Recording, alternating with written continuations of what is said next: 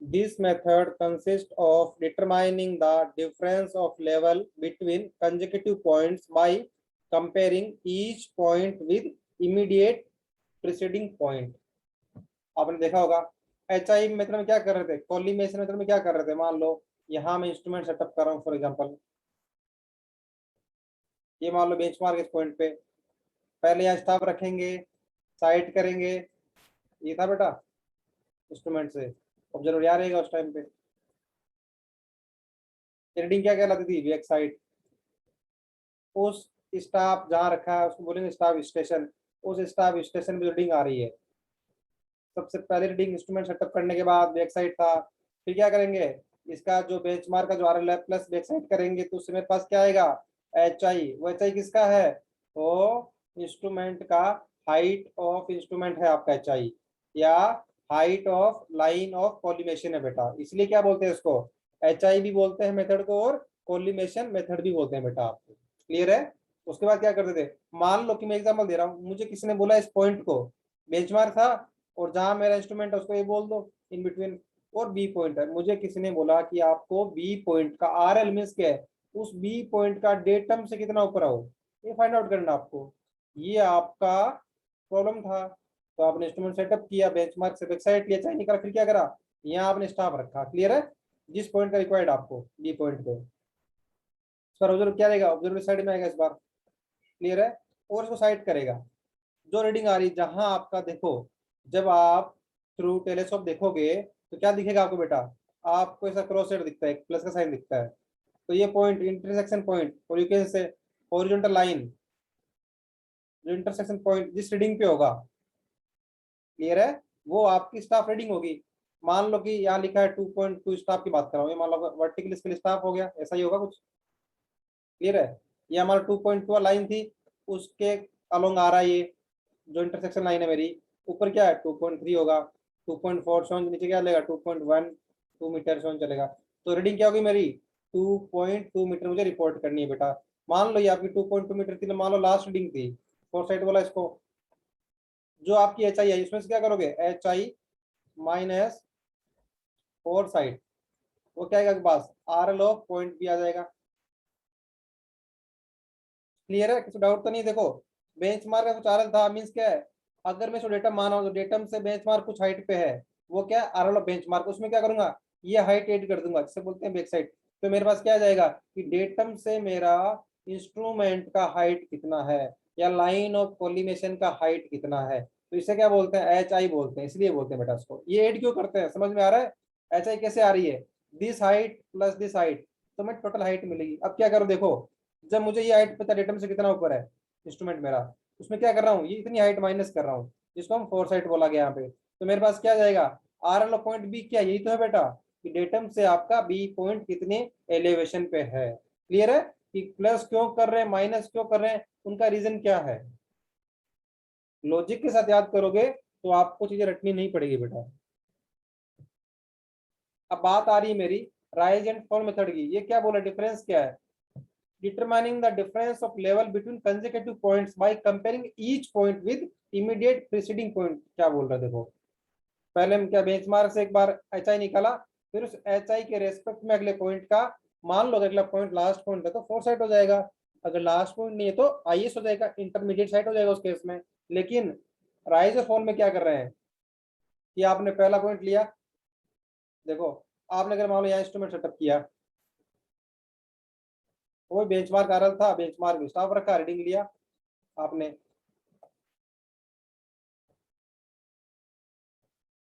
Clear है। ये था बैक साइड। सिमिलरली क्या करेंगे, ये मान लो डिफरेंट पॉइंट्स है, उन पे स्टाफ रखोगे, उनको साइड करोगे और वहां रीडिंग लोगे। मान लो इंटरमीडिएट है तो इस पॉइंट का क्या होगा, IS ले लो, इसको IS बोल देंगे। ये मान लो लास्ट पॉइंट है तो इसका फर्स्ट बोल देंगे, फोर साइड जो रीडिंग होंगी यहाँ पे। तो इसमें क्या बोल रहा है कि जस्ट पहले पॉइंट इमीडिएट प्रीसीडिंग पॉइंट के साथ कंपेयर करना है। विद लॉजिक बता रहे हैं हम लोग क्या होगा इससे कंपेयर करने से। इस पॉइंट का RL कितना है, 100 मान लो समझाने के लिए, 100 metre, back side 3 metre. HI कितना आ गया था, अगर मैं प्रीवियस मेथड से करूंगा तो 103 HI था उसके अंदर। क्लियर है। लेकिन इस मेथड में हम लोग एच आई को यूज नहीं करेंगे बेटा। एच आई की जगह यहाँ दो टर्म आएंगे, राइज एंड फॉल। क्लियर है? और मान लो कि आई एस था 2 मीटर और एफ एस था 4 मीटर। क्लियर है?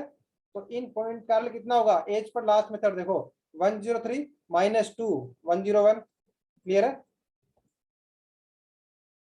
101 इसका कितना होगा बेटा आरएल, इस पॉइंट का। आरएल का मतलब क्या, ये पॉइंट डेटम से कितना ऊपर होगा, कैसे निकालेंगे कि मेरा इंस्ट्रूमेंट का जो लाइन ऑफ कोलिमेशन कितना ऊपर है, 103 है, और उससे कितना नीचे, ये 4 मीटर नीचे में कितना हो गया, 99 मीटर। किससे ऊपर हो गया, आपके डेटम से जो आपका पॉइंट वो 99 मीटर ऊपर है। सबको समझ में आ रहा है? फोर साइड बैक साइड का मतलब क्या है, वो एक रिलेटिव हाइट है कि मेरा इंस्ट्रूमेंट बेंचमार्क से कितना ऊपर है, या मेरे इंस्ट्रूमेंट लाइन ऑफ कोलिमेशन से जो नेक्स्ट स्टेशन है वो कितना नीचे है। अब अकॉर्डिंगली इनको दे दिया नाम, बैक साइड फोर साइड, इनके यूज के अकॉर्डिंग की पहला रीडिंग ले रहे हैं, लास्ट रीडिंग ले रहे हैं, इंस्ट्रूमेंट शिफ्ट कर रहे हैं। लेकिन जो मेन पर्पज क्या है, आपको केवल इस चैप्टर में प्लस और माइनस करना बेटा, एडिशन और सब्ट्रैक्शन है। कॉमन सेंस यूज करोगे तो आप इजीली कर सकते हो, डायग्राम बनाओगे तो आपके पास 99 आ गया। ये हमने किया था प्रीवियस मेथड से बेटा, एच आई निकाला और एच आई में से माइनस करते हुए हमने आर एल निकाल लिए। अब बात आ रही कि राइज एंड फॉल में ऐसा क्या डिफरेंट होने वाला है। बोला गया कि इमीडिएट प्रीसीडिंग पॉइंट के कंपैरिजन में निकालेंगे। देखो बेटा, ये कितना था, 3 मीटर था यहाँ पे रीडिंग बैक साइड, यहाँ आई एस कितनी है, 2 मीटर है। एक चीज देख पा रहे हो कि इस पॉइंट पे जब मैं स्टाफ रख रहा हूँ तो उसमें रीडिंग आ रही है 3 मीटर। क्लियर है? यहाँ पे 2 मीटर रीडिंग आ रही है। तो एक चीज देख पा रहे हो कि जो मेरा, इसको नाम दे रहा हूँ पॉइंट, इसको बेंचमार्क नाम दिया, इसको ये दे दो इंस्ट्रूमेंट स्टेशन को, इसको बी एंड इसको सी। मैं आप लोगों से पूछ रहा हूँ, पॉइंट बी और बेंचमार्क दोनों के बीच में एलिवेशन डिफरेंस बता सकते हो बेटा आप? पॉइंट बी और बेंचमार्क के दोनों के बीच में एलिवेशन डिफरेंस कितना रिलेटिव में, कि कौन सा पॉइंट किससे इतना मीटर ऊपर है या नीचे है, बता सकते हो? देखिए only four side back side देखे बताओ एक बार के लिए। आप बताना चाहो तो ऐसा ही बोल सकते हो। अभी तुमने आरएल फाइंड आउट कर लिया ना प्रीवियस मेथड से, तो हमें पता है कि पॉइंट बी 1 मीटर अबोव है, किससे, बेंचमार्क से इन वर्टिकल प्लेन। क्लियर है? क्योंकि हम आरएल से पता कर पा रहे हैं। अब वही चीज क्या बेटा आपको, वो ही चीज आपको आरएल अभी हमने निकाला नहीं है, हमने एच आई निकाला ही नहीं। क्यों? ये हमारा सेकंड मेथड है, इसमें बोला गया राइज एंड फॉल से पता करना है। तो ध्यान दो बेटा कि जब मैंने बेंचमार्क रखा स्टाफ को रीडिंग थी 3 मीटर। क्लियर है? और जब मैंने उसी को रखा पॉइंट बी पे तो था 2 मीटर। देख पा रहे हो, इस पे रीडिंग 3 मीटर है, इस पे रीडिंग 2 मीटर है। मतलब क्या है, ये पॉइंट रेज पोर्शन पे है। ध्यान से दो बेटा, देखो क्लियर है? ये कौन सी लाइन है, कोलिमेशन लाइन है। तो ये रीडिंग 2 मीटर है, रीडिंग 3 मीटर है। क्लियर है? इसका मतलब क्या है कि पॉइंट बी पॉइंट ए से, पॉइंट बेंचमार्क से कितना ऊपर होगा, 1 मीटर ऊपर होगा बेटा। पता कर सकते हो एक बात, विदाउट आरएल को देखे हुए। आरएल तो फाइंड आउट करना है बाद में, वो मैं इसलिए आपको दिखवा रहा हूँ, दोनों मेथड से कंपेयर करवा रहा हूँ कि 1 मीटर कैसे आ रहा है। वो आपने एचआई मेथड से पता कर लिया आरएल निकाल के। अब राइज और फॉल से करना पड़े तो कैसे करेंगे। जब मैंने बेंचमार्क रखा स्टाफ को रीडिंग थी 3 मीटर, जब मैंने उसको पॉइंट बी पे रीडिंग थी 2 मीटर, मीन्स क्या है, 1 मीटर का डिफरेंस है। जहाँ रीडिंग कम है इसका मतलब क्या है कि वो पॉइंट जो मेरे लाइन ऑफ कोलिमेशन है उससे कम नीचे है। समझ रहे हो? रीडिंग कम का मतलब क्या है, इसका इनडायरेक्ट मतलब क्या होगा कि वो पॉइंट प्रीवियस पॉइंट से रेज पोर्शन पे होगा, तभी हमारी रीडिंग कम होगी। जैसा मैंने बेटा इस डायग्राम के अंदर आपको इजीली समझाया है कि रीडिंग कम का मतलब पॉइंट ऊपर क्यों हो रहा है। क्लियर है?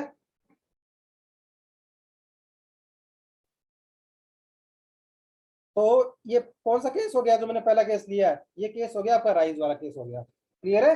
राइज वाला केस याद रहेगा। राइज कैसे करेंगे, हम इसमें क्या करेंगे, हम only back side, intermediate side और फोर साइड लेंगे बेटा, जो पहले लेते थे। फिर हम क्या करते थे वहां पे, हम एच आई का कॉलम लेते थे बेटा, बनाते थे एच आई का कॉलम।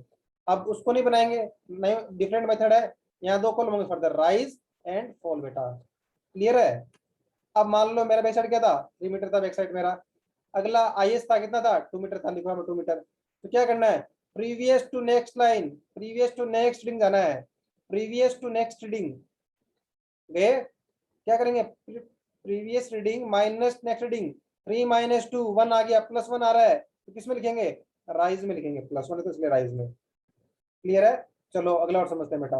अगला क्या है, रीडिंग मेरा 4 साइड पे है, 4 मीटर है, तो किस में होगा, 4 साइड में कितना होगा, 4 मीटर होगा। यहाँ पे क्या करना है, previous to next, previous to next, 2 minus 4 कितना आ रहा है, माइनस का 2 आ रहा है, मीन्स 2 का 4 आ रहा है बेटा। मतलब क्या होगा कि इस पॉइंट से जहां पे रीडिंग मेरा 2 मीटर था, उसके कंपेरिजन में क्या है, ये पॉइंट 2 मीटर फॉल पे है, ये 101 था आरएल इसका, अगर तो इसका आरएल कितना होगा, 99 होगा।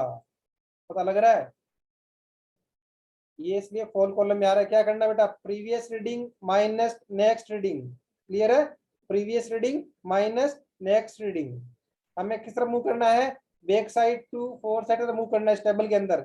अगर आपको याद करना कि क्विक करना है और लॉजिक से समझना कैसे करेंगे, यहाँ रीडिंग 2 थी, रीडिंग 4 है, मीन्स क्या है, यहाँ पे स्टार रीडिंग है, मतलब क्या है, ये पॉइंट लाइन ऑफ कॉलिमेशन से as compare to point B ज्यादा नीचे है, सी पॉइंट। क्लियर है, कितना डिफरेंस है, 2 मीटर का। मतलब क्या है, ये point C point point B से 2 मीटर नीचे है। तो अगर उसका 101 आरएल था, तो इसका आरएल कितना हो गया, 99 हो गया बेटा।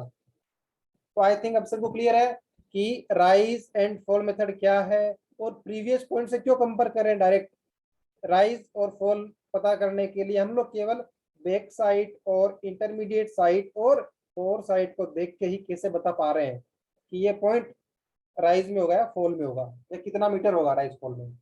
आई थिंक अब सबको क्लियर है बिल्कुल, डायग्राम से और विद एग्जांपल जो हमने लिया है समझाने के लिए। और मैंने इस मेथड में आपको इंक्लूड किया है एचआई को भी, ताकि डाउट ना हो कि दोनों मेथड से रिजल्ट आपके सेम आएंगे बेटा। क्लियर है। अभी आपको एक एग्जांपल करवाऊंगा मैं दोनों मेथड के ऊपर। नेक्स्ट जितनी भी क्लास चलेगी 2-3, वो कंप्लीट हम एग्जांपल करेंगे राइज एंड फॉल पे, और आपका लाइन जो कोलिमेशन मेथड था पहले वाला, ये एचआई मेथड था, उसमें आपके सब डाउट क्लियर हो जाएंगे।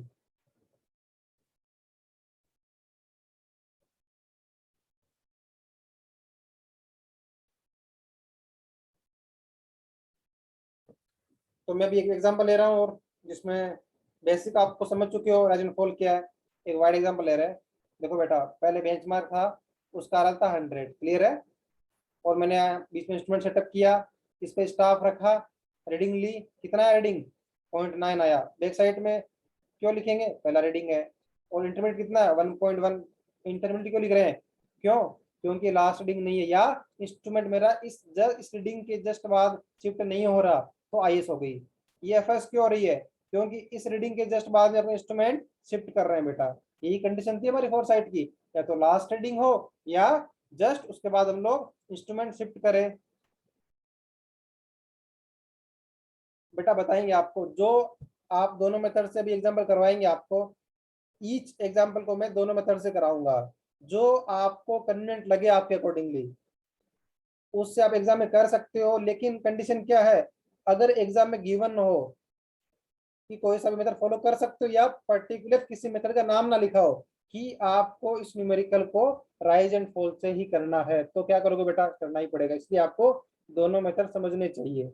जब आपके पास ओपन है क्वेश्चन, किसी मेथड से कर सकते हो, जो आपको अच्छा लगे प्रेफर करो बेटा उसको, कोई रेस्ट्रिक्शन नहीं उसके अंदर, वो आप डिसाइड करना बेटा। मैं आपको दोनों मेथड सिखाऊंगा, सेम न्यूमेरिकल को दोनों मेथड से कराऊंगा सॉल्व। क्लियर है। इंस्ट्रूमेंट शिफ्ट कर दिया, और इंस्ट्रूमेंट शिफ्ट करने के जस्ट बाद रीडिंग ली, उसे बोला गया बैक साइड, उसी पॉइंट पे ले रहे हैं रीडिंग। क्यों ले रहे हैं, क्यों बेटा, क्योंकि मुझे उस पॉइंट का आरएल पता है ना। इस आरएल में जब मैं बैक साइड ऐड करूंगा तभी तो मेरे पास नई वाली एचआई आएगी। अगर मान लो मैं इस पॉइंट का नहीं लेता बैक साइड, इसी पॉइंट पे नहीं लेता, सेम पॉइंट पे ही अगर यहाँ लेता, तो उस पॉइंट का मुझे आरएल कहाँ पता बेटा। इस पे क्यों ले रहे हैं, इसका आरएल पता किया मैंने जस्ट, फिर बैक साइड ऐड करेंगे, मेरे पास एचआई आएगा। लास्ट रीडिंग क्या है, फोर साइड आ जाएगी आपकी। क्लियर है। इस पॉइंट को क्या बोलेंगे, पॉइंट सी क्या है, टर्निंग पॉइंट, चेंज पॉइंट, याद रहेगा ना सबको। इसके अबाउट इंस्ट्रूमेंट चेंज शिफ्ट हो रहा है मेरा, या इस पे दोनों रीडिंग है, फोर साइड बैक साइड। ये एक ट्रिक था, हिंट था, कि जिस स्टेशन पे दोनों रीडिंग हो वो आपका change station, change point, turning turning station बेटा कहलाएगा। अब आओ हम टेबल बनाना सीखते हैं। पूरा गेम इसका ही है। पहले समझ जाओ कि कौन सा बैक साइड है, कौन सा आईएस है, कौन सा एफएस है। उसके बाद क्या करना बेटा आपको, उसके बाद टेबल क्या बनेगी, सबसे पहला कॉलम रहेगा स्टेशन, याद रखना बेटा, टेबल याद रहना जरूरी है फॉर्मेट इसका। नेक्स्ट है बैक साइड, फिर इंटरमीडिएट साइड, फिर फोर साइड। यहाँ पे क्या था प्रीवियस मेथड में, यहाँ पे था एक ही कॉलम था एच आई, इसका नाम था एच आई। क्लियर है। यहाँ पे दो कॉलम है, पहला राइज का, सेकंड फॉल का। नेक्स्ट क्या आरएल का, ये पहले भी था। दिमाग में क्या लिखेंगे कि जो पॉइंट बेंचमार्क है तो मेंशन कर दो बेंचमार्क है, कोई चेंज पॉइंट है तो मेंशन कर दो चेंज पॉइंट है, और मेंशन करना जरूरी नहीं है, मेनली बेंचमार्क और चेंज पॉइंट के बारे में रिमार्क्स में मेंशन कर सकते हो। क्लियर है। तो सीखते हैं रीडिंग कैसे लिखना बेटा इसके अंदर। तो मैंने जब इंस्ट्रूमेंट सेटअप किया और ए पॉइंट जिसको मैंने बेंचमार्क माना, तो ए लिखा है स्टेशन ए, जहाँ पहला रीडिंग लिया।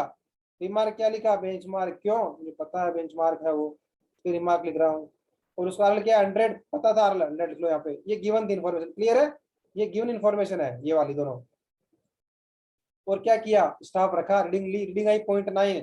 हमने बैक साइड बोला क्यों, पहला रीडिंग है। तो अब क्या करेंगे, ये आपको एंटर करना बेटा, ये आपने पहले रीडिंग नोट की स्टाफ रख के, फिर उसको एंटर करना है इस कॉलम में। क्लियर है, इसे बोलते हैं लेवल बुक बेटा। क्लियर है, ये लेवल बुक का फॉर्मेट है जिसमें आपको सेकंड जो कॉलम है बैक साइड वाला, उसमें इस एंट्री को करना है 0.9 मीटर। क्लियर है। उसके बाद क्या है, पॉइंट बी, आ जाओ स्टेशन बी पे, वहां स्टाफ रखा, रीडिंग ली आई 1.1 मीटर, क्या थी, इंटरमीडिएट साइड थी, तो लिखो इंटरमीडिएट वाले कॉलम में लिखो 1.1। नेक्स्ट क्या है, सी पॉइंट स्टेशन पे, फोर साइड है पहले 1.05, तो पहले लिखो फोर साइड के अंदर 1.05। इंस्ट्रूमेंट शिफ्ट किया तो क्या हो गया, चेंज पॉइंट आ गया सी पे, क्या लिखो इसको, चेंज पॉइंट, टर्निंग पॉइंट, याद रहेगा सबको बेटा। ये फॉर्मेट याद रखना लेवल बुक का, मिस नहीं करना, इसमें एक भी एंट्री गलत हो गई पूरा न्यूमेरिकल गलत हो गया बेटा आपका, बताऊंगा कैसे अभी। अब क्या किया मैंने, जब इंस्ट्रूमेंट यहाँ से यहाँ शिफ्ट कर दिया, अगेन सी पे स्टॉप रखा हुआ है तो साइड कर रहा हूँ, क्या बैक साइड है, इंस्ट्रूमेंट शिफ्ट करने के जस्ट बाद पहला रीडिंग कौन सा है, बैक साइड आ गया। देखो सी वाले कॉलम में लिख रहा हूँ बेटा, क्यों, स्टेशन सी पे ही तो स्टाफ है बेटा, बीबी बैक साइड पे आ गया है रीडिंग। और ठीक है, अगला क्या, डी पॉइंट, डी स्टेशन आ गया, रीडिंग लिया, फोर साइड में एंट्री कर दो 1.550। यहाँ तक क्लियर है। देखो बेंचमार्क वाला ये रीडिंग गिवन था, रिमार्क्स पता था बेंचमार्क है, 100 गिवन था हमें, और डिफरेंट स्टेशन गिवन थे। जो रीडिंग है 0.9, 1.1, 1.05, 1.450 और 1.550 हमने फाइंड आउट की है। उन डिफरेंट स्टेशन पे हमने स्टाफ रखा है, उन इंस्ट्रूमेंट से हमने साइट किया है बेटा।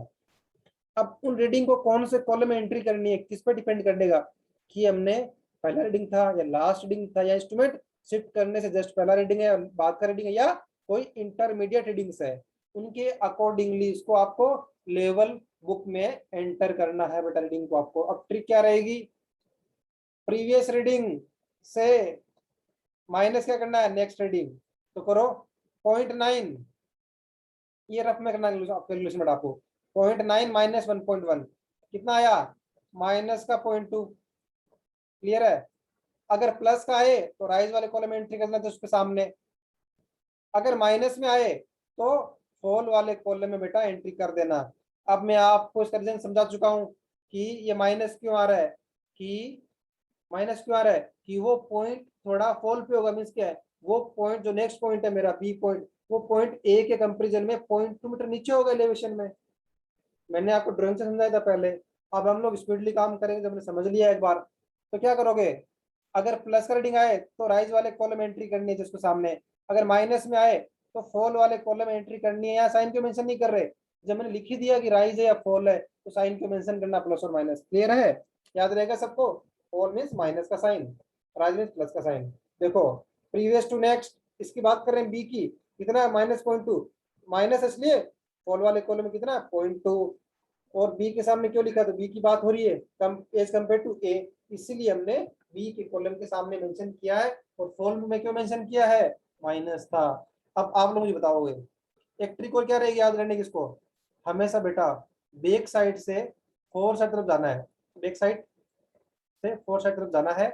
अगर इन बिटवीन आई एस आती कोई बात नहीं, बैक साइड से आई एस, फिर आई एस से फोर साइड, कभी भी ऐसी गलती मत करना कि फोर साइड से बैक साइड की तरफ मूव करोगे जब माइनस करोगे तब, आप ऐसी गलती कभी मत करना बेटा, न्यूमेरिकल गलत हो जाएगा आपका।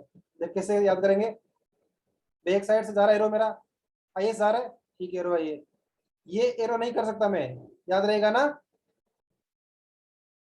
क्या करेंगे, previous reading minus next reading, कितना माइनस का 0.2, माइनस तो फॉल में आ गया 0.2 था इसलिए बी की बात हो गई। अगला बताओ मुझे, इस क्रम में जाना आगे, आई एस से एफ एस जा रहे हैं एरो पे, प्रीवियस रीडिंग कितनी है 1.1 माइनस नेक्स्ट रीडिंग 1.05, कितना आ रहा है बेटा, प्लस में आ रहा है 0.05 सबका आ रहा है। अब मुझे बताओ ये कौन से स्टेशन के सामने एंट्री होगी पहली बात तो, और कौन से कॉलम में एंट्री होगी, इतना बता दो मुझे। अगर आपको ये समझ में आ गया है कि 0.05 की एंट्री कौन से स्टेशन के सामने होगी और राइज में होगी या फॉल में होगी,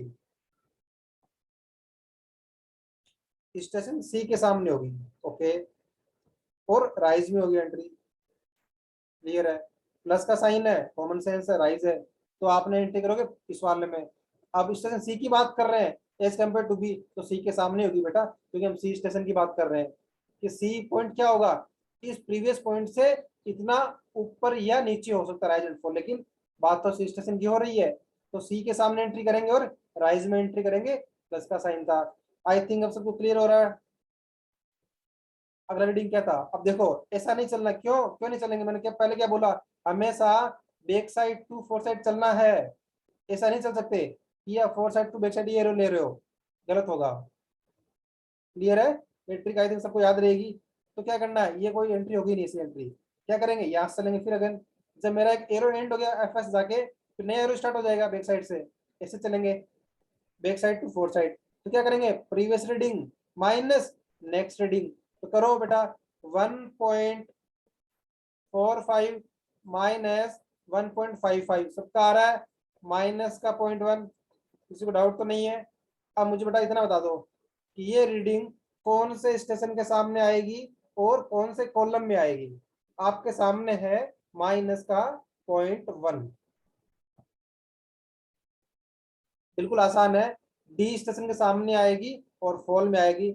आई थिंक आप सभी का आंसर करेक्ट है, जिन्होंने रिप्लाई किया रेस्पॉन्ड किया सभी का आंसर करेक्ट है, स्टेशन डी के सामने आएगी, क्यों हम स्टेशन डी की बात कर रहे हैं, और फॉल में क्यों आ रही है, माइनस है बेटा, इसलिए आपकी फॉल के अंदर आई कितनी है 0.1, तो फॉल वाले कॉलम में विदाउट साइन मेंशन कर दो 0.1, क्यों, जब लिखा है फॉल है तुम्हें पता है माइनस में होगा। अगर जिन लोगों ने ये एग्जाम्पल समझ लिया है, आई थिंक उनको राइज एंड फॉल में कभी कोई दिक्कत नहीं आएगी। अगर उन्होंने आइडेंटिफाई कर लिया है कि कौन सा बैक साइट है, कौन सा आईएस है, कौन सा फोर साइट है, बस उतना आइडेंटिफाई करना है, वो मैं आपको आगे समझाऊंगा डिफिकल्ट एग्जाम्पल लेके भी कैसे आइडेंटिफाई करना है।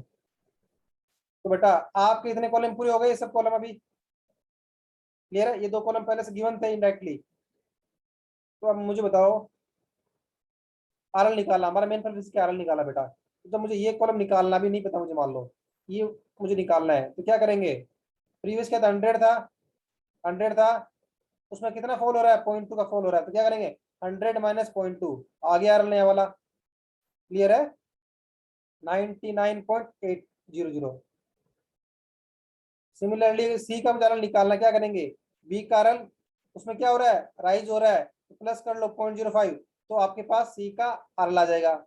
सिमिलरली जो डी का आरएल निकाला, क्या करेंगे, प्रीवियस कौन सा है सी पॉइंट है, तो सी का आरएल फिर क्या हो रहा है फॉल हो रहा है कितने का 0.1 का, तो आरएल ऑफ सी माइनस 0.1, तो मेरे पास स्टेशन डी का आरएल आ जाएगा बेटा, क्लियर है, तो इससे आप इजीली समझ सकते हो। अगर आपने, हाँ बेटा फॉल मीन्स माइनस हो रहा है उस पॉइंट का, देखो मैंने पहले किया था कि previous reading minus next reading means क्या है कि प्रीवियस स्टेशन पे जो रीडिंग थी उसमें से मैं नेक्स्ट स्टेशन रीडिंग माइनस कर रहा हूँ, इसका मतलब क्या है कि प्रीवियस स्टेशन के कंपैरिजन में जो मेरा नेक्स्ट स्टेशन है वो या तो रेज्ड होगा मीन्स राइज पे होगा, या नीचे होगा एलिवेशन में तो मीन्स फॉल पे होगा, तो हम जस्ट प्रीवियस स्टेशन से कंपेयर कर रहे हैं, क्लियर है, इसीलिए हम लोग जस्ट जो प्रीवियस स्टेशन है उसका जो आरएल होगा उसमें क्या करेंगे, अगर उस नेक्स्ट स्टेशन पे राइज की रीडिंग आ रही है तो ऐड कर देंगे उतना, अगर फॉल की रीडिंग आ रही है तो उतना माइनस कर देंगे कॉरेस्पॉन्डिंगली, क्लियर है सबको। अब क्या था सी पॉइंट का चेंज पॉइंट था, दिमाग लिख दिया हमने, ऐसे करते हुए हमने सभी डिफरेंट डिफरेंट पॉइंट का आरएल फाइंड आउट कर लिया है।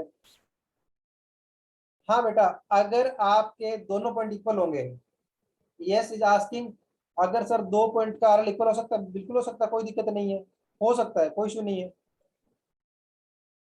आरएल इक्वल हो सकता है, कोई इशू नहीं इसके अंदर। अगर ग्राउंड फ्लैट होगा, मान लो ऐसा ग्राउंड है, यहाँ फ्लैट था बिल्कुल, तो यहाँ जितने भी पॉइंट होंगे सबका आरएल सेम होगा। क्लियर है? आरएल मतलब क्या है कि डेटम से कितने ऊपर है, डेटम से कितना ऊपर पॉइंट है। क्लियर है सबको? सेम हो सकता है, कोई बड़ी बात नहीं है।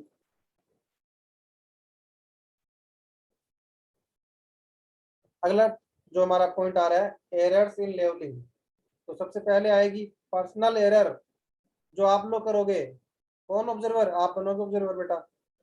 पहला क्या रहेगा कि आपने इंस्ट्रूमेंट को लेवल ही नहीं किया बेटा, लेवलिंग नहीं किया आपने। नेक्स्ट क्या है? फोकसिंग नहीं किया आपने आई पीस और ऑब्जेक्टिव क्लास की, सिखाया है कैसे करना है मैंने। पैरेलक्स एलिमिनेट नहीं हुआ। अब टर्म मारी पैरेलक्स, ये टर्म आपके पास कई बार आ सकती है, सर्विंग 2 के अंदर भी आएगी, तो समझ लो पैरेलक्स क्या होता है। बेसिक मीनिंग क्या है पैरेलक्स का? पैरेलक्स का बेसिक मीनिंग है apparent movement of image. Apparent movement of image means क्या है? इमेज की पोजीशन एकदम फिक्स नहीं है। याद रहेगा? तो क्या करना होता है उसके लिए? पैरेलक्स एरर में वहां रिमूव करना होता है बेटा। याद रहेगा सबको कि जो मेरी इमेज बन रही है उसकी जो मूवमेंट हो रही है करंट, क्लियर है, वो फिक्स नहीं है। नेक्स्ट क्या है? द पोजीशन ऑफ स्टाफ में हैव चेंज्ड। ये गलती आप लोग कैसे करोगे, बता सकता है मेरे को? ये गलती कैसे करोगे आप लोग? तो पर्सनल एरर मींस आप करोगे, ऑब्जर्वर करेगा। ये गलती कैसे हो सकती है बताइएगा कोई मुझे? बिल्कुल सिंपल सा लॉजिक है बेटा। द पोजीशन ऑफ स्टाफ में हैव चेंज। कैसे? मान लो ये आपका स्टेशन एग्जिट था, जहाँ रीडिंग लेनी है, तो आपने मान लो एक बार रीडिंग यहाँ रख दी, ले लिया रख के। क्लियर है? जब दोबारा मान लो रीडिंग लेना, कैसे बोल सकते हैं? मान लो इंस्ट्रूमेंट अभी यहाँ रखा था, आपने लिया रीडिंग, ये क्या था? ये आपका 4 साइड था, फिर आपने इंस्ट्रूमेंट शिफ्ट किया, यहाँ आ गया। अब आपने उसको क्या डिस्टर्ब कर दिया, अब आपने स्टाफ को यहाँ कहीं रख दिया। आप तभी भी ज्यूम कर रहे हो कि उस स्टेशन पे है, लेकिन क्या हो गया? एग्जैक्ट उस लोकेशन पे तो नहीं है बेटा। तो क्या है? द पोजिशन ऑफ स्टाफ में हैव चेंज्ड। क्लियर है सबको? बेटा ऐसा होगा ना कि इन दोनों पॉइंट का आरएल सेम हो, जरूरी थोड़ी है। बहुत माइनर डिफरेंस होता है, 1 सेंटीमीटर डिफरेंस हो सकता है, पॉसिबल है, बिल्कुल है पॉसिबल ग्राउंड पे। तो क्या हो गया? एरर तो आ गई बेटा आपके पास। एरर किस वजह से आई है कि आपने जो स्टाफ विश्लेषण है वो चेंज कर दिया, एग्जैक्ट उस पर नहीं रखा स्टाफ को, पहले यहाँ रखा तब यहाँ रख दिया आपने। अगला क्या है? Entry and recording in the field book में नॉट बी करेक्ट। कैसे? मान लो कोई रीडिंग थी बैक साइड वाली, आपने उसको गलती से 4 साइड के कॉलम में मेंशन कर दिया बेटा, पूरा गलत हो जाएगा। एग्जाम्पल, पूरा ही कैलकुलेशन गलत हो जाएगा बेटा। एक गलती, पूरा न्यूमेरिकल गलत आपका। ये सेम आपके साथ भी एग्जाम में भी होने वाला है। कुछ बच्चे ऐसे होंगे जो आइडेंटिफाई नहीं कर पाएंगे कि कौन सा रीडिंग बैक साइड है, कौन सा फोर साइड है। अगर उन्होंने एक रीडिंग को भी गलत आइडेंटिफाई करा है तो पूरा न्यूमेरिकल उनका गलत हो जाएगा बेटा। क्या होगा? बैक साइड था लेकिन उन्होंने फोर साइड कॉलम मेंशन कर दिया, हो या उल्टा भी हो सकता है। रीडिंग थी फोर साइड वाली, उन्होंने गलती से मान लो पॉइंट टू की फोर साइड में बैक साइड वाले कॉलम में मेंशन कर दिया, हो गया पूरा गलत। क्यों? हमारा तरीका क्या था कि प्रीवियस और नेक्स्ट में कंपेयर करते रहते हैं, तो प्रीवियस की गलत एंट्री है तो गलत होना कोई न्यूमेरिकल आपका। नेक्स्ट क्या है? द स्टाफ में not be fully extended, may not be held vertical। Okay, मैंने बताया पहले आपको स्टाफ के बारे में। स्टाफ में क्या होता है? एक्सटेंड होता है बेटा। ये पोर्शन क्या होगा? पूरा इसके अंदर इंसर्ट कर सकते हो स्केल को, क्लियर है? और इसको एक्सटेंड करना होता है रीडिंग के लिए। एग्जांपल देखो, मान लो 2 मीटर तक रीडिंग लिखी है, तो क्या होगा? यहाँ होगा 2.1, 2.2 सो ऑन। अगर मान लो स्टाफ के अंदर इंसर्ट किया हुआ है और आपने इसको पूरा बाहर एक्सटेंड नहीं किया हुआ, तो उस केस में क्या हो सकता है? ऐसा पॉसिबल है ना कि यहाँ होगा 2.1, ये क्या है? 2 मीटर तक एग्जाम्पल, 2.2, 2.3। तो आपको मान लो आप रीडिंग यहाँ आ रही है लाइन ऑफ साइट, तो क्या बोल दोगे आप? रीडिंग बोल दो 2.3 मीटर रीडिंग वहां तक की। तो क्या है? इसको बाहर खींचना है, एक्सटेंड करना है पूरा, इस पॉइंट को यहाँ तक लेके आना है स्टाफ में। क्लियर है? उसका मतलब यही है कि स्टाफ फुल्ली एक्सटेंडेड नहीं है बेटा।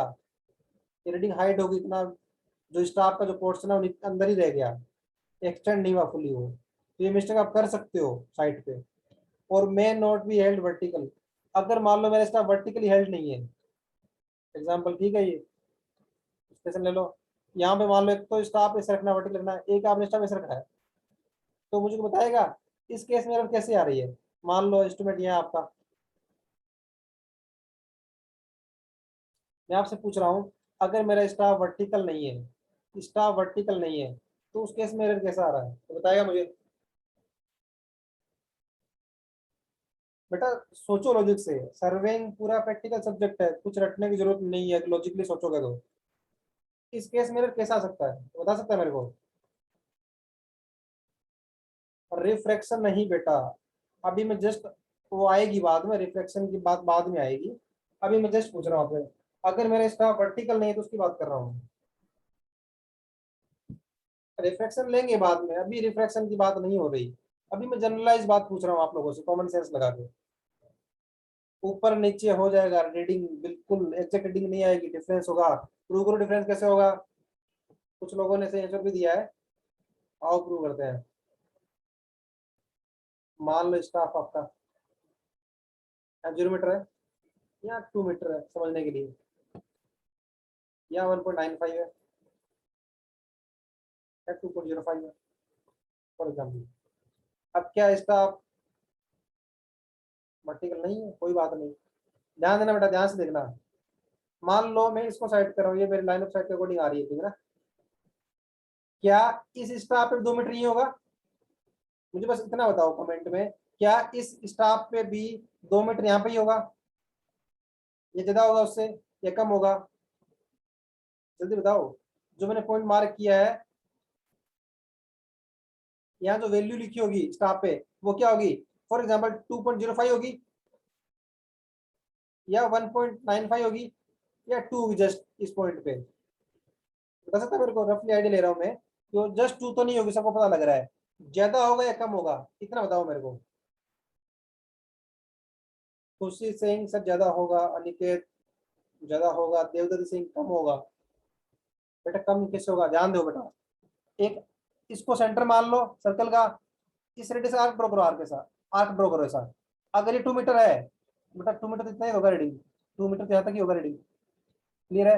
मीन्स क्या है, कुछ ज्यादा होगा वैल्यू, कुछ ज्यादा वैल्यू होगी, तो क्या है, आप तो उस पॉइंट पर एक्चुअल कितना होना चाहिए था, फोर साइड जो बोलो बैक साइड या इस, वो 2 मीटर होना चाहिए था एक्चुअल में तो, लेकिन अगर इसका आप मेरा वर्टिकल नहीं है तो आप क्या रिपोर्ट करोगे, 2.05 बोल दोगे उसको। आप तो मान के चल रहे हो कि मेरा सही है, एक्चुअल में क्या है देखो बेटा, क्यों डिफरेंस आ रहा है, ये मैथमेटिकली प्रूव किया मैंने, क्लियर है कि रीडिंग ज्यादा क्यों आएगी वहां पे।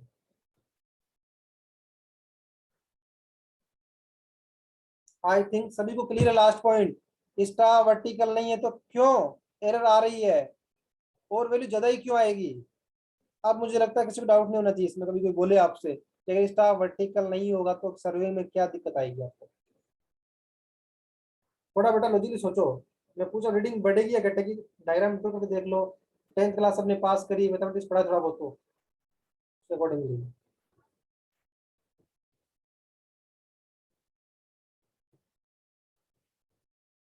अगला आपका है इंस्ट्रूमेंटल एरर, इसमें आपका रोल नहीं है, इंस्ट्रूमेंट में डिफेक्ट है, डिफेक्टिव इंस्ट्रूमेंट है, नाम में सब कुछ पाओ बेटा। The permanent adjustment of the instrument may not be perfect, that is the line of collimation may not be horizontal.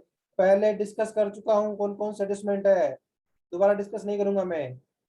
Permanent adjustment नहीं है उसको परफेक्टली, मींस क्या है, लाइन ऑफ कोलिमेशन हॉरिजॉन्टल नहीं है, या इंटरनल अरेंजमेंट ऑफ फॉक्सिंग ट्यूब में not be correct, clear है। थर्ड क्या है, ग्रेजुएशन ऑफ स्टाफ में नॉट बी परफेक्ट, इसको समझेंगे क्या बोलना चाह रहा है। बाकी दो मैं डिस्कस नहीं करूंगा अभी, क्यों, क्योंकि मैंने पहले एक लेक्चर पूरा लिया है एडजस्टमेंट के ऊपर, कौन कौन सा एडजस्टमेंट है, कैसा क्या होना चाहिए। अब ऐसा नहीं होगा देर आ जाए उसमें भाई, लाइन ऑफ कोलिमेशन है या वर्टिकल एक्सिस है या अक्ष जो टेलीस्कोप है, उनके बारे में रिलेशनशिप समझाया मैंने पहले ही। तो बात हो रही है ग्रेजुएशन ऑफ स्टाफ में not be perfect.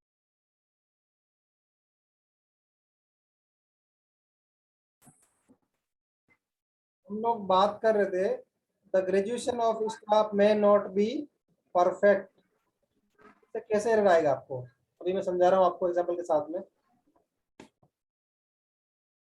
Staff means vertical scale मान लो साहब, समझने के लिए भी के लिए मान लो यहाँ आपका 1 मीटर फॉर एग्जाम्पल लिखा हुआ, यहाँ पे क्या है 1.1। अब क्या बोल रहा है ग्रेजुएशन परफेक्ट मीन्स क्या है कि मान लो 1 से 1.1 मीन्स क्या 0.1 का डिफरेंस है, इतना गैप होना चाहिए था। अगला जो 1.2 है वो भी क्या है सेम गैप पे होना चाहिए, लेकिन क्या है वो यहाँ पे शो कर रहा है उसका गैप ज्यादा है। मीन्स क्या है जब हमने उसको मार्किंग किया,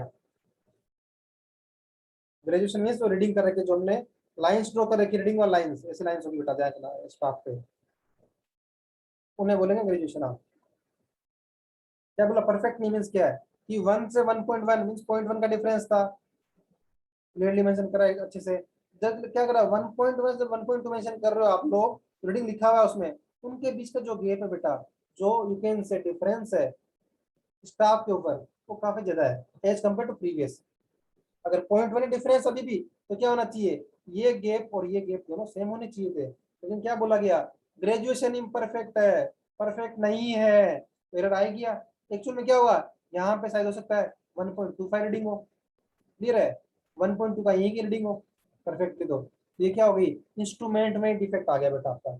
जब किसी ने इंस्ट्रूमेंट में मान लो पेंटिंग किया होगा या मार्किंग किया होगा, वही उसने गलती कर दी इंस्ट्रूमेंट में। तो आप अभी जब आप रीडिंग ले रहे हो, जब आपके पास स्टाफ आ चुका है, आप रीडिंग ले रहे हो, आप तो मानोगे सही रीडिंग देगा स्टाफ, सही मान के चलोगे आपको बेटा। तो ये क्या है आपका उसमें रोल नहीं है, आपने जस्ट रीड किया, यहाँ पे मान लो आपकी लाइन ऑफ साइट यहाँ कर इंसिडेंट कर रही है, तो आपने बोला 1.2 मीटर एग्जाम्पल, तो आप तो सही रिपोर्ट कर रहे हो आपके हिसाब से, लेकिन क्या है इंस्ट्रूमेंट में ही डिफेक्ट है, एग्जिट वहां 1.2 नहीं 1.25 होगा शायद, क्योंकि ग्रेजुएशन परफेक्ट नहीं है बेटा।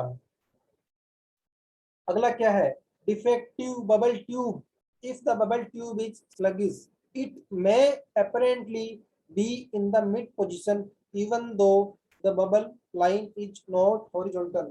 मीन्स क्या बोला डिफेक्टिव है sluggish है, डिफेक्टिव है क्या होगा, मान लो मेरी जो लाइन ऑफ साइट है वो हॉरिजॉन्टल नहीं है, कुछ इंक्लाइन है, उस केस में भी क्या है आपका बबल सेंटर पे दिखा रहा है बेटा, मान लो सेंटर दिखा रहा है बबल, तो आप क्या सोचोगे कि मेरी लाइन ऑफ साइट हॉरिजॉन्टल होगी तभी मेरा बबल सेंटर पे आया होगा।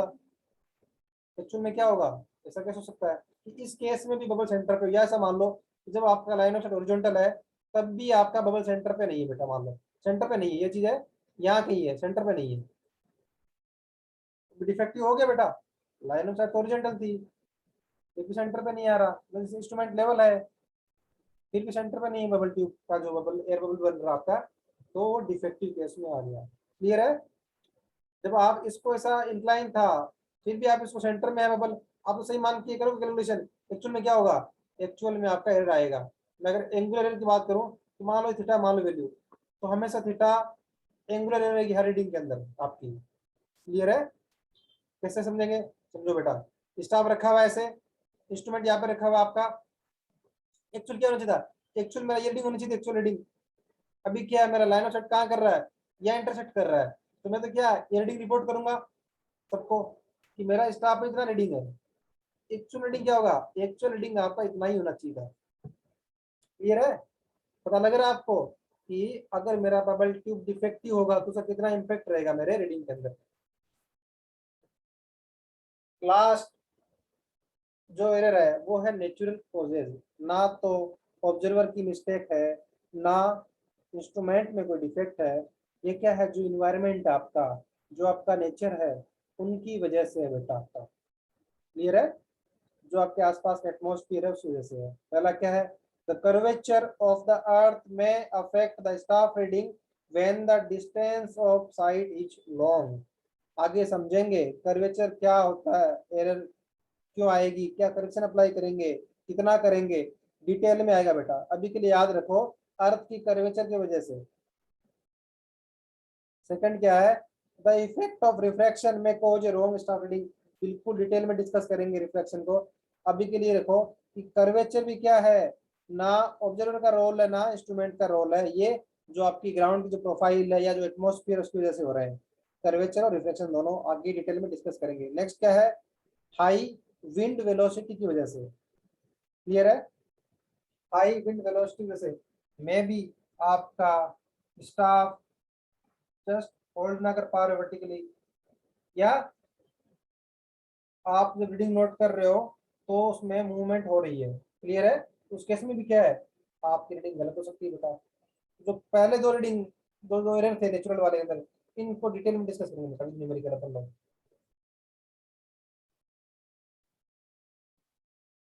अब बात आ रही कॉमन एरर कौन कौन सी होती है। हमने डिटेल में अगर आपसे पूछे एग्जाम में कि लेवलिंग में कौन कौन सी एरर है, तो तीन मेंशन करना, पर्सनल एरर, इंस्ट्रूमेंटल एरर और नेचुरल एरर। उनको डिटेल में अगर न्यूमेरिकल और बड़ा हो या आपका जो भी एग्जाम में क्वेश्चन आए 5 मार्क्स या और ज्यादा का आए, तो डिटेल में डिस्कस करना कि कौन कौन सी पर्सनल में कौन कौन सी थी, इंस्ट्रूमेंटल में कौन कौन सी एरर थी और नेचुरल में कौन कौन सी एरर थी। क्लियर है?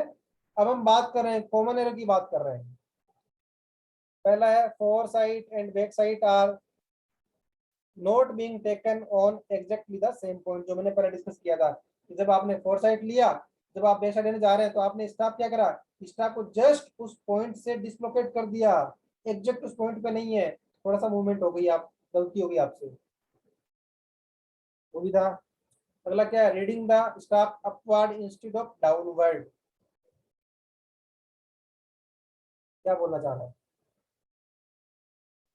मान लो ये 2 मीटर था, या मान लो 2.1 मीटर एग्जाम्पल ना, इन बिटवीन क्या लाइंस बनी हुई है, ऐसी लाइन बनी हुई है। अब क्या है, मान लो कि आपका जो क्रॉस हेयर है, लाइन ऑफ कोलिमेशन है, वो जस्ट इस रीडिंग पे आ रहा है ना। क्लियर है? रीडिंग क्या होगी, ये 2 मीटर प्लस कुछ है, मान लो 2.05 होगी एग्जैक्ट ना, 2 प्लस है, तो गलती से क्या कर रहे हो, आपने ध्यान नहीं दिया, आप यहाँ एज्यूम कर रहे हो कि वो क्रॉस हेयर यहाँ कहीं बन रहा, क्यों, वहां तो वैल्यू नहीं लिखी हुई, बीच में लाइंस बनी हुई है कुछ। मान लो यहाँ पे 1.9 मीटर है एग्जाम्पल, तो आपने क्या गलती कर दी, आपने एज्यूम क्या कर लिया, यू प्लस जो मेरा क्रॉस हेयर है वो यहाँ इंटरसेक्ट करा शायद, तो आपने क्या करा, आपने रीडिंग क्या करा, 2 से नीचे ले ली रीडिंग, गलती से ध्यान नहीं दिया, क्यों, आपने क्या देखा कि 2 के जस्ट नियर बाय में रीडिंग है मेरा, 2 के जस्ट नियर बाय में मेरा लाइन ऑफ कोलिमेशन इंटरसेक्ट कर रहा है। क्लियर है? लेकिन आपने ये ध्यान नहीं दिया कि वो 2 से ऊपर है या नीचे है जस्ट, क्योंकि 2 के जस्ट पास कुछ लाइंस थी, मान लो 2 के जस्ट पास ऐसा ही, तो ध्यान देना ऊपर कौन सा रीडिंग है, ऊपर ज्यादा इंक्रीज हो रहा है या डिक्रीज हो रहा है, उसके अकॉर्डिंगली बोलना है। अगर ये है तो 2.05 है इसमें, अगर आप उसको 1.95 रिपोर्ट कर दोगे तो क्या होगा, एरर होगी बेटा आपकी। आपने देखा 2 से 3 लाइन डिफरेंस है। ऐसा क्यों बोल रहा हूँ, अभी आपको लग रहा होगा कि कोई स्टाफ को देखेगा, अगर 2 से ऊपर दिख रहा है तो मीन्स क्या प्लस ही करना चाहिए, ये तो कॉमन सेंस है, तो सर उसमें गलत कैसे कर देंगे हम लोग।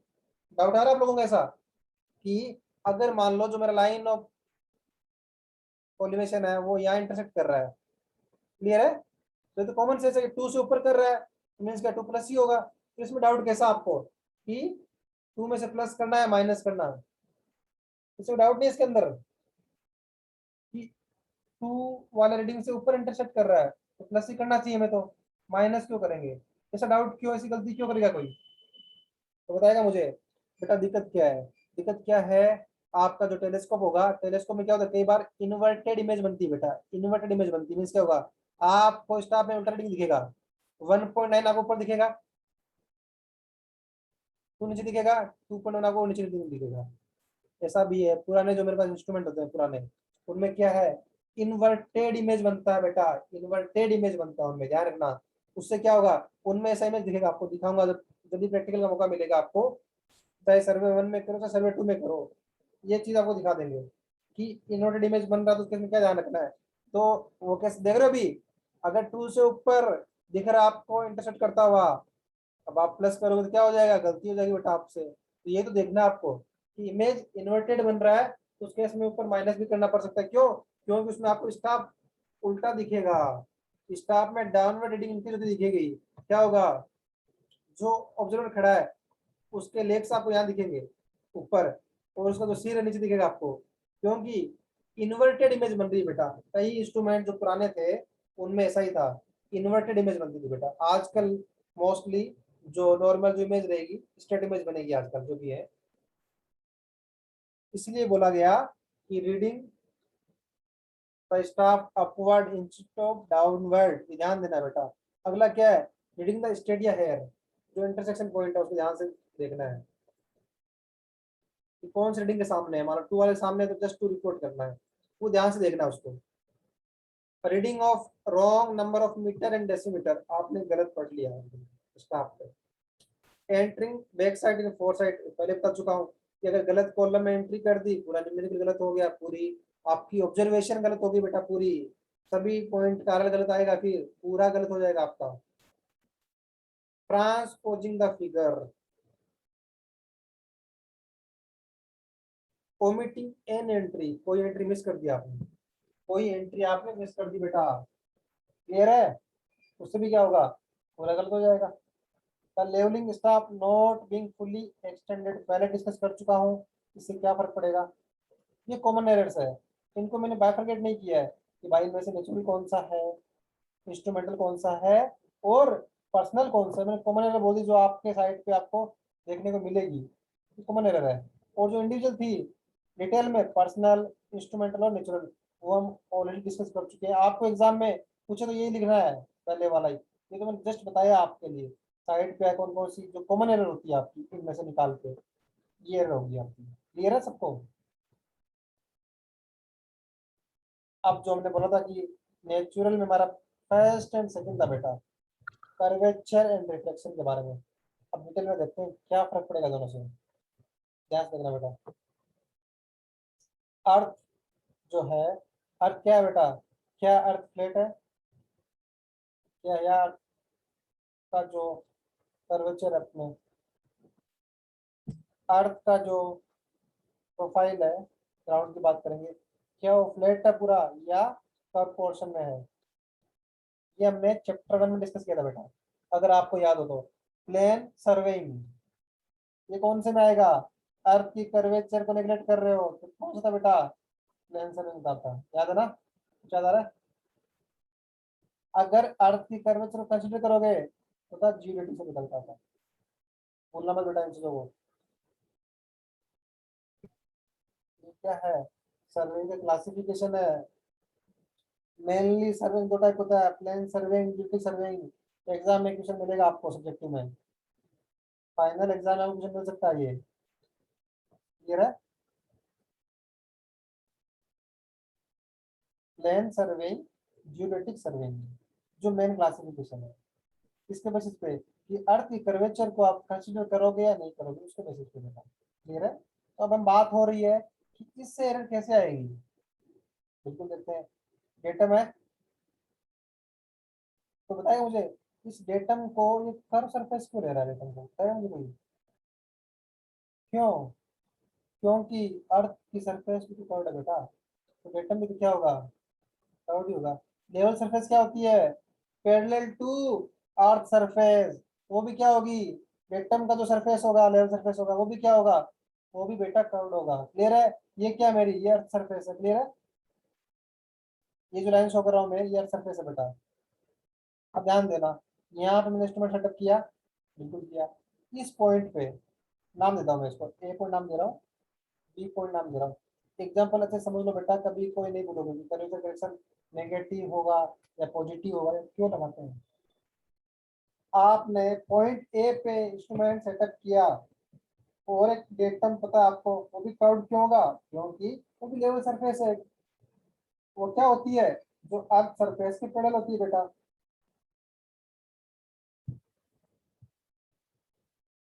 सिमिलरली क्या करो, जो मेरा इंस्ट्रूमेंट है, ये है जो उसकी कोलिमेशन लाइन ऑफ कोलिमेशन है, उससे पास होते हुए एक आप लोग लेवल सरफेस ड्रॉ करो बेटा। ये भी क्या होगी, ये भी कर्व होनी चाहिए हिसाब से, क्यों? क्योंकि आपका डेफिनेशन यही है लेवल सरफेस का, पैरेलल टू अर्थ सरफेस। ये सबको, ये लाइन की बात करें बेटा। अब मान लो आपका यहाँ पे स्टाफ रखा, ये स्टाफ क्या है, इस ग्राउंड के वर्टिकल है, इधर से परपेंडिकुलर ग्राउंड के। क्लियर है? स्टाफ रखा हुआ है, ध्यान से देखना बेटा। लाइन ऑफ साइट की बात करेंगे, अभी मैं केवल कर्वेचर की बात करूंगा, रिफ्लेक्शन की बाद में बात करेंगे। तो क्या करो, आप लोग केवल इस लाइन को देखो, जो लाइन है, डैश वाली लाइन है, डैश में शो कर रखी है ये लाइन। जब आपने साइट किया तो आपका लाइन ऑफ साइट क्या है, हॉरिजॉन्टल लाइन ऑफ साइट है बेटा आपकी, ये हॉरिजॉन्टल लाइन ऑफ साइट है। क्लियर है? लॉजिकली क्या होना चाहिए था, लॉजिकली अगर मेरा अर्थ सरफेस कर्व्ड है, डेटम कर्व ले रहे हैं, सरफेस है, तो क्या होना चाहिए मेरा जो लाइन ऑफ साइट है, लाइन ऑफ कॉलिमेशन बेटा, वो भी मेरा क्या होना चाहिए था, एक कर्व पोर्शन पे होना चाहिए बेटा, मेरा एक्चुअल में होना चाहिए था ना। लेकिन क्या है, लाइन ऑफ साइट हॉरिजॉन्टल है। ध्यान से देखना बेटा, अभी यहाँ पे आप लोगों की रीडिंग दिख रही स्टाफ की, मान लो रीडिंग है 2.2 मीटर, क्लियर है। एक्चुअल में क्या होना चाहिए था, एक्चुअल में आपकी रीडिंग दिखनी चाहिए थी, क्यों, क्योंकि जो आपकी लाइन ऑफ साइट होगी कर होनी चाहिए थी, एरर फ्री दो, तो रीडिंग मान लो होती 1.5 मीटर फॉर एग्जाम्पल, आप रिपोर्ट करो 2.2 मीटर, मीन्स का 0.7 मीटर का, 0.7 मीटर का डिफरेंस है, फॉर एग्जाम्पल ले रहा हूँ, इतना डिफरेंस नहीं आएगा, डिपेंड करेगा डिस्टेंस भी कितना है, ऐसे ही 0.7 का करेक्शन नहीं आएगा, वो डिस्टेंस पे डिपेंड करेगा बेटा। मैं एग्जाम्पल लेके समझा रहा हूँ आपको, तो 2.2, अभी आप ऑब्जर्व कर रीडिंग कर रहे हो, चलो क्या होनी चाहिए थी, 1.5 होनी चाहिए थी, क्या गया 0.7 का डिफरेंस आ रहा है बेटा। 0.7 क्या है, अर्थ की कर्वेचर की वजह से आगे बेटा 0.7 मीटर, क्लियर है। दोबारा समझा रहा हूँ,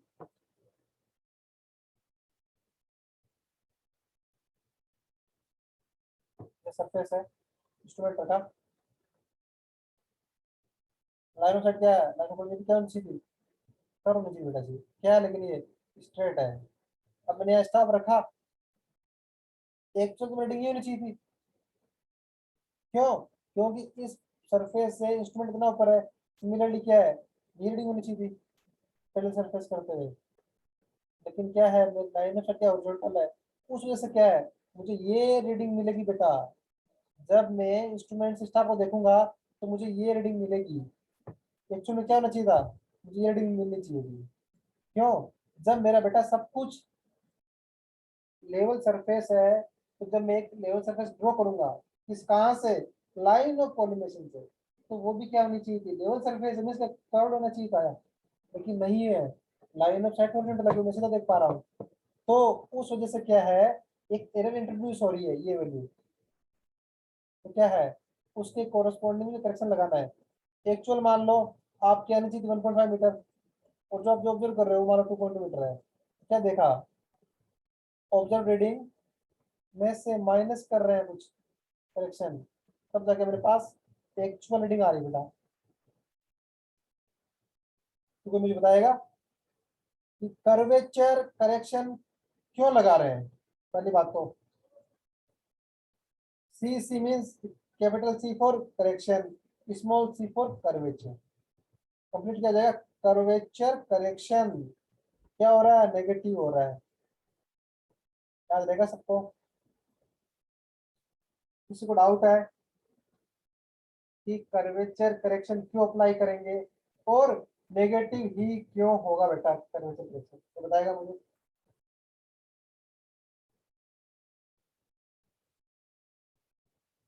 आगे बढ़े अगर क्लियर सबको,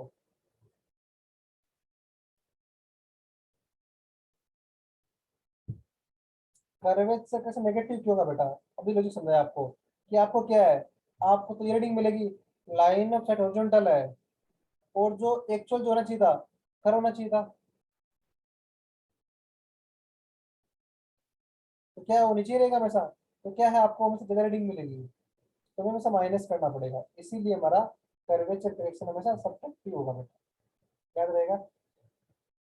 एक मैं दोबारा आपको समझा रहा हूँ कर्वेचर को दोबारा, ताकि आपको और अच्छे से समझ में आए बेटा।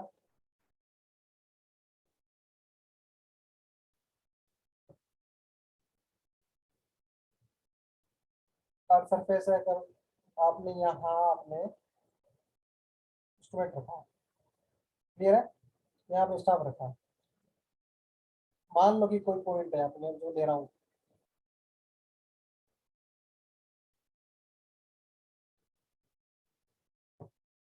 एक्चुअल में क्या है, आपकी लाइन हॉरिजॉन्टल है, तो आपको रीडिंग मिलेगी, ओके, और क्या होना चाहिए था, जब मेरा अर्थ सरफेस कर्व्ड है, तो बेटा क्या होना चाहिए, जो मैंने लेवल सरफेस ले रहा हूँ लाइन ऑफ फॉर्मेशन वाली, वो भी तो मेरे कर्व्ड होनी चाहिए, चलो तभी मुझे सही या एक्यूरेट रिजल्ट मिल पाएंगे, समझते हैं ऐसा क्यों हो रहा है। डेटम भी क्या है, डेटम कर्व होगा बेटा, ध्यान देना बेटा कि डेटम से ये पॉइंट कितना ऊपर है वही तो चाहिए, मान लो चाहिए 102 मीटर, ओके, चाहिए 102 मीटर। अब क्या होगा, हर जगह क्या होगा, अच्छा तो सेम ही होगा। अगर इंस्ट्रूमेंट वहां शिफ्ट नहीं किया मैंने, यहाँ भी क्या होना चाहिए, यहाँ भी क्या होना चाहिए था, 102 होना चाहिए था यहाँ पे भी। लेकिन क्या है, एक्चुअल चेक करोगे इसका लाइन ऑफ साइट का तो कितना आ रहा है, ये ज्यादा आएगा बेटा, ये मान लो एग्जाम्पल 103 आ रहा है फॉर एग्जाम्पल। समझ में आ रहा है। जब मैं एच आई की बात कर रहा हूँ, इंस्ट्रूमेंट एक ही जगह है तो क्या होना चाहिए, हर पॉइंट पे एच आई सेम होना चाहिए। इस बात कर रहा हूँ लाइन ऑफ कोलिमेशन की, तो लाइन ऑफ कोलिमेशन की जो रे है, उस रे के डिफरेंट डिफरेंट पॉइंट पे क्या है, एच आई तो सेम ही होना चाहिए, तो इंस्ट्रूमेंट वही है। एच आई तो एक बार लिया मैंने, चेंज नहीं किया, इंस्ट्रूमेंट शिफ्ट भी नहीं किया, ऐसा होना चाहिए। लेकिन क्या है, अगर आप इस लाइन के लंग जाओगे, यहाँ कुछ डिफरेंट मिलेगा, 102 से ज्यादा मिलेगा, यहाँ और ज्यादा मिलेगा, तो जैसे जैसे आगे जाओगे और ज्यादा मिलेगा बेटा आपको, हो सकता है आपको यहाँ 105 मिल जाए। अच्छा जी, अगर इसकी बात करोगे लाइन ऑफ साइट की, ये क्या एरर हो गया, इसलिए बोला कि कर्व होना चाहिए था, क्या करेंगे, माइनस करेंगे। अब आई थिंक सबको क्लियर एग्जाम्पल से, आई थिंक इस एग्जाम्पल से सबको क्लियर है कि कर्वेचर करेक्शन क्या है और नेगेटिव ही क्यों होगा हमेशा, क्लियर है।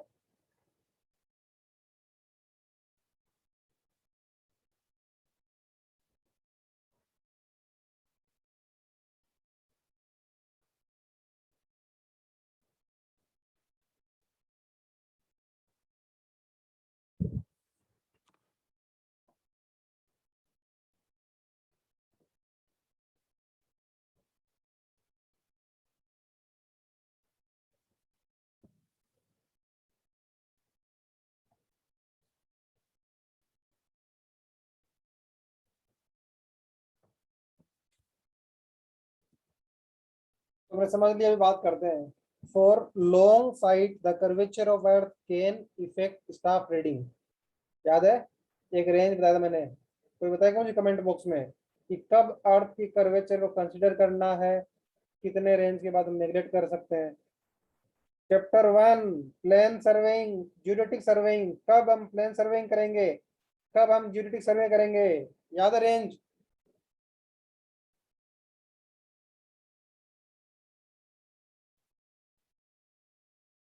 195.5 और 260, दोनों ही डेटा मिलते हैं बेटा, 195.5 और 260। वैसे मोर करेक्ट तो 195.5 है, लेकिन कई बुक्स में आपको 260 भी मिलेगा, क्लियर है।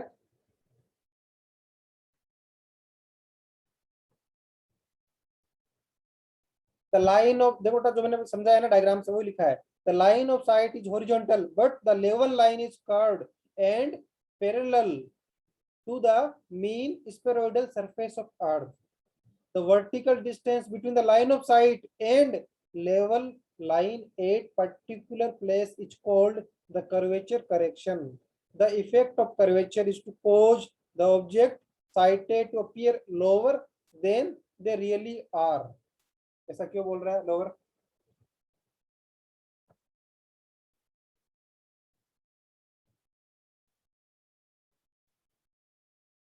ये क्या है, लाइन ऑफ साइट है, ये क्या है, एक्चुअल जो लेवल सरफेस है, लेवल लाइन होनी चाहिए थी, स्टाफ रखा, ध्यान देना बेटा।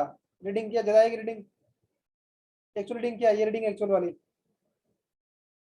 ये रीडिंग मान लो 2.2 फॉर एग्जांपल, ये रीडिंग है 2 मीटर, एच आई मान लो 100 है। अब मुझे बताओ इस पॉइंट का कितना ला रहा है, इस पर this line of site 100 minus 2.2, 97.8 सबका आ रहा है। और अगर मैं इसको लेता तो कितना था, 98 आता। अब बताओ ये लाइन जस्टिफाई हो रही है जो लिखा है, the effect of curvature is to cause the object sighted to appear lower than the really are, actual में 98 था, उसका कितना आ रहा है, 97.8। समझ में आ रहा है कि ये लाइन का मीनिंग क्या है, ये मैंने आपको प्रैक्टिकली समझा दिया है। The effect of curvature is to cause the object sighted to appear lower, हम क्या रिपोर्ट कर देंगे, हम तो सही मानेंगे, लाइन ऑफ साइट लेंगे तो हम 97.8 बोल देंगे, एक्चुअल में क्या है 98 है बेटा उस पॉइंट का आरएल, तो लिखा गया ना sighted to appear lower than they really are. अब सबको पता है माइनस होगा करेक्शन हमेशा, वैल्यू क्या होगी ये बेटा याद कर लो, याद कर सकते हो तो। डेरिवेशन आपके सिलेबस में नहीं है, फिर भी मैं थोड़ा आपको हिंट दे दूंगा। कितना है, curvature correction is equals to minus 0.0785 D square. Clear है? ये क्या आपका curvature correction, C C small C for curvature, capital C for correction. Curvature correction क्या नेगेटिव होगा, कितना होगा माइनस में 0.0785 डी स्क्वायर।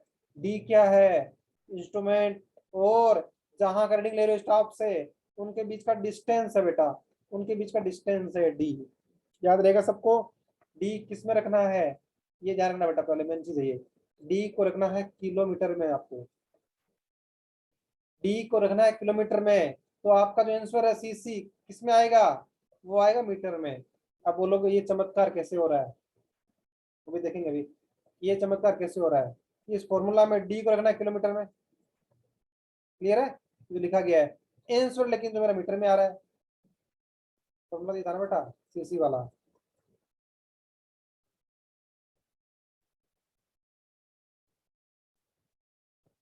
इसमें डी रखना किलोमीटर में, और पूरा टर्म जो सोल्व करने के बाद मेरा आंसर आ रहा है वो मीटर में आ रहा है।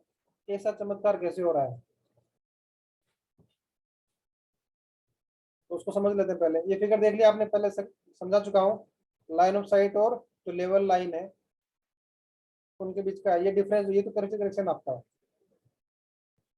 चलो समझा देते हैं एक बार आपको, डेरिवेशन सिलेबस में वैसे है नहीं, थोड़ा आइडिया ले लो। कर्वेचर करेक्शन देखो बेटा, यहाँ स्टाफ रखा आपने, यहाँ इंस्ट्रूमेंट रखा हुआ है, ये क्या आपकी लाइन ऑफ साइट हॉरिजॉन्टल है, ओके।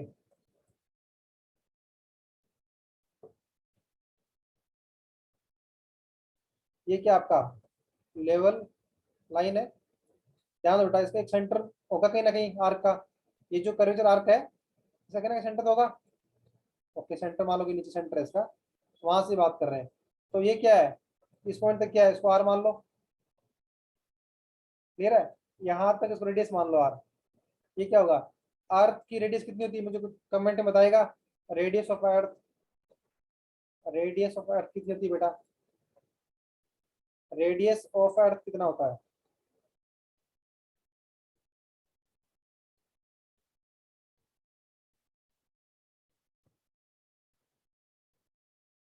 6400 स्क्वायर, ठीक है, ये हमने पढ़ा होगा, कभी सुना भी होगा। 6400 किलोमीटर, रेडियस ऑफ अर्थ कितना होता है, एग्जैक्ट पता है किसको, ये अप्रोक्सीमेट डेटा बेटा 6400, एग्जैक्ट कितना है 6400 भी रॉन्ग नहीं बेटा, ये अप्रोक्स डेटा है 6400। Aniket you are right, 6370 kilometre. आगे से बेटा याद रखो, पूछो तो कितना बोलोगे, 6370 किलोमीटर, ये आपका अर्थ का रेडियस है, क्लियर है। तो देखो ये अर्थ का रेडियस है, मैं क्या कर रहा हूँ, जो ये है कि इस सरफेस से कितना ऊपर इंस्ट्रूमेंट है उसको नेगलेक्ट कर रहा हूँ एक बार के लिए। क्यों बेटा, कितना होगा, 1 मीटर ऊपर होगा, 0.8 मीटर ऊपर होगा। तो 6370 के कंपेरिजन में क्या है, 1 मीटर, 6370 भी क्या है किलोमीटर बेटा, उसके कंपेरिजन में 0.8 मीटर या 1 मीटर की कोई वैल्यू नहीं है, उसको नेगलेक्ट कर सकते हो, क्लियर है। ध्यान दो, बार ध्यान दो। तो सिमिलरली क्या है, ये भी क्या होगा आर होगा, मैं इसको भी आर ले रहा हूँ। एक्चुअल में आर कहाँ तक है, आर यहीं तक है एक्चुअल में, लेकिन मैं यहाँ तो ले रहा हूँ।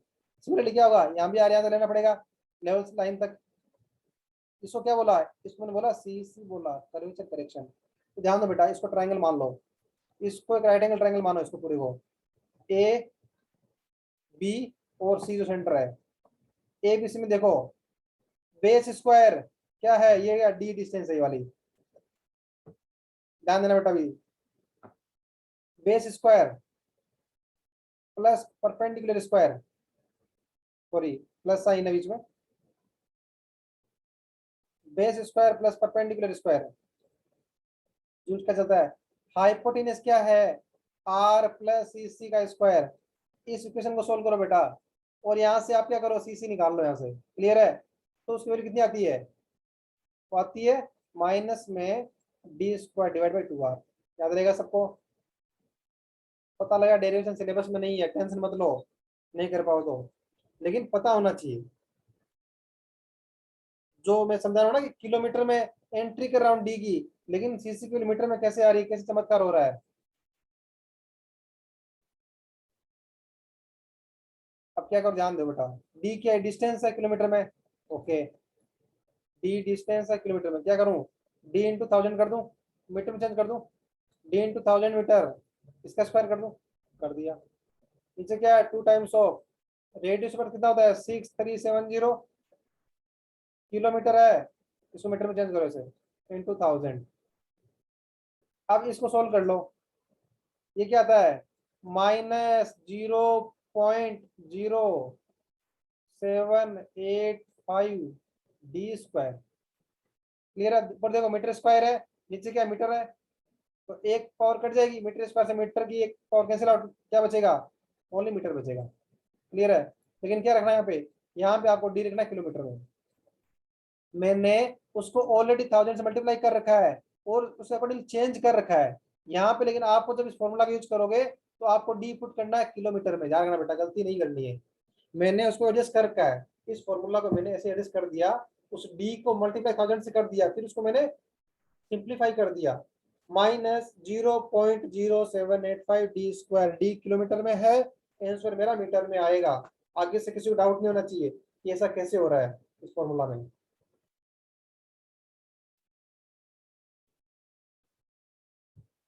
यही तो आएगा बेटा, बोल रहा हूँ, यही तो डेरिवेशन है, फॉर्मूला तो डेरिवेशन से आया होगा कहीं ना कहीं, तो गलत कैसे हो सकता है। क्लियर है, आगे बढ़े बेटा, रिफ्रैक्शन तरफ बढ़े, सेकंड जो करेक्शन है हमारा, आई थिंक पहला सबको क्लियर है, कर्वेचर के बारे में क्यों होता है, माइनस क्यों होगा और इतना ही क्यों होगा, और एक लाइन भी बताएगा मुझे, सबसे पहला लाइन लिखा था for long distance staff reading measurement, ये क्यों लेंगे, ध्यान दो बेटा, कितना है, -0.0785 D square, D no kilometre में। एग्जाम्पल लो, अगर मान लो कोई मेरा इंस्ट्रूमेंट से स्टाफ रीडिंग कितना है, 1 किलोमीटर रीडिंग है, 1 किलोमीटर दूर है, पुट करो 1 किलोमीटर, कितना वैल्यू आ रहा है, -0.0785, इतना ही करेक्शन होगा मीटर में, इतना ही करेक्शन है बस छोटा सा, माइनस में कितना 0.0785, इसलिए याद आ रहा हो 195.5 किलोमीटर का एरिया में क्यों नेगलेक्ट कर देते हैं, किसको, अर्थ की कर्वेचर को। याद आ रहा है, और पहला लाइन क्यों लिखा था कि लॉन्ग डिस्टेंस में ही ये एरर कुछ सिग्निफिकेंट होगी, अदरवाइज नेगलेक्ट कर सकते हो, ये रीजन बेटा ये है, हर चीज का रीजन है, हर चीज का लॉजिक है, समझोगे तो। अब बात है रिफ्लेक्शन की बात आ रही है, तो रिफ्लेक्शन में डेरिवेशन नहीं करूंगा, डायरेक्टली बताऊंगा इसके अंदर में। The ray of light pass through layer of air of different densities, आपको पता है आपका इंस्ट्रूमेंट रखा हुआ है, सन रे आ रही है, और आपके यहाँ से इंस्ट्रूमेंट जब आप साइट कर रहे हो, जो रेज है, जो आपका मीडियम है, पता है आपको मीडियम के अंदर की एयर है, लेकिन उसकी डेंसिटी डिफरेंट डिफरेंट है, क्यों, क्योंकि कुछ पोर्शन में प्रेशर ज्यादा है, कुछ पोर्शन में आपका प्रेशर कम है बेटा, क्लियर है। तो इस वजह से क्या है कि उसी आपका जो एटमोसफियर है उसमें डिफरेंट डिफरेंट लेयर बनी हुई है, क्लियर है, तो उनकी डेंसिटी डिफरेंट डिफरेंट है। तो आई थिंक सबको पता है रिफ्लेक्शन क्या होता है, कि जब मेरा रे एक मीडियम से एक मीडियम से दूसरे मीडियम में जा रहा है, क्लियर है, जब मेरा रे एक मीडियम से दूसरे मीडियम में जा रहा है, उस केस में क्या होगा, वो अपने ओरिजिनल पाथ जो है, ओरिजिनल पाथ से डिविएट हो जाएगा, या तो टुवार्ड्स नॉर्मल बेंड हो जाएगा या away from the normal bend हो जाएगा, किस पर डिपेंड करेगा। अगर मान लो मेरी रे रेयर मीडियम से डेंसर मीडियम में जा रही है, तो क्या बताएगा मुझे, फिगर ए मान लो इसको, path you can more clear, path A B या ओरिजिनल पाथ मान लो। तो मैं आपसे पूछ रहा हूँ चैट बॉक्स में कि कौन सा पाथ फॉलो होगा इस पॉइंट के बाद, मीडियम 2 में, मीडियम 1 मान लो, मीडियम 2 मान लो, जब एक मीडियम से दूसरे मीडियम में रे जा रही है तो हमें पता है कि वो नॉर्मल की तरफ या नॉर्मल से अवे बेंड होगी। लेकिन अगर जब वो रेयर मीडियम से डेंसर मीडियम में जा रही है तो उस केस में बताओ मुझे, ए वाला पाथ फॉलो करेगी या बी वाला पाथ फॉलो करेगी? बेंडिंग टुवार्ड्स नॉर्मल, बिल्कुल करेक्ट, ए वाला पाथ फॉलो करेगी, ए वाला पाथ फॉलो करेगी बेटा। आप सभी का आंसर सही है, क्योंकि रेयर टू डेंसर आ रही है। उल्टा बोले, अगर मान लो ऊपर वाला मीडियम डेंसर होता, नीचे वाला मीडियम रेयर होता, तो कौन सा पाथ फॉलो होता? बी वाला पाथ। क्लियर है? क्योंकि उसमें away from the normal bend करेगी आपकी। आज सबको क्लियर है? तो पता लगे रिफ्लेक्शन करेक्शन क्यों हो रहा है? क्योंकि जो हमारे एटमॉस्फेयर में डिफरेंट डिफरेंट है तो एयर ही, लेकिन एयर पे अलग अलग प्रेशर होने की वजह से क्या है, उनकी डेंसिटी चेंज हो रही है। तो पहली बात कितना होगा, ध्यान देना बेटा, वो था माइनस का D square by 2r derivation के बाद में। डेरिवेशन सबको पता कितना डेरिवेशन था? क्या करो, उसका 1/7 होगा, उसका 1/7 होगा, याद रहेगा। और पॉजिटिव होगा, हमेशा आगे भी देखेंगे पॉजिटिव क्यों हो रहा है। पहली बात क्या है, हमेशा पॉजिटिव होगा, और उसका क्या 1/7 होगा उसका। क्यों? एक हिंट दे रहा हूं बस, जो रिफ्रैक्शन की जो हम रेडियस लेते हैं वो लेते हैं 7 टाइम्स ऑफ रेडियस। जितनी रेडियस हम लेते हैं कर्वेचर में, उसकी 7 टाइम्स रेडियस लेते हैं। डेरिवेशन में डिफरेंस होता है बस केवल, इसको याद रख सकते हो। तो उसी लॉजिक से क्या रहेगा, 1/7 हो जाएगा। तो याद रहेगा, जल्दी डिवाइड करो, 0.0785 डिवाइड बाई 7 करो बेटा, सबका आ रहा है 0.0112 डी स्क्वायर। सेम वही, डी किलोमीटर में, आंसर मीटर में आएगा, हमेशा पॉजिटिव होगा आपका। आई थिंक सबको क्लियर है? देख रहे हो बेटा कि नॉर्मल तरफ बेंड कर रही है, नॉर्मल की तरफ बेंड कर रही है। एक्चुअली यहाँ होना चाहिए था नीचे, एक्चुअल रीडिंग ये होनी चाहिए थी, रीडिंग ये मिल रही है, तो क्या करना पड़ेगा, इसलिए बोल रहे एडिटिव होगा, इसलिए प्लस करेंगे। ये वैल्यू क्या है, सी आर, डिफ्रैक्शन करेक्शन, ये वाला वैल्यू डिफ्रैक्शन करेक्शन होगा, इसीलिए हमेशा पॉजिटिव होगा। आई थिंक सबको क्लियर है? कर्वेचर करेक्शन और रिफ्लेक्शन करेक्शन की वैल्यू क्या होगी विद डेरिवेशन? करना पड़े तो, अगर जरूरत नहीं पड़ेगी वैसे, और कितनी वैल्यू होगी?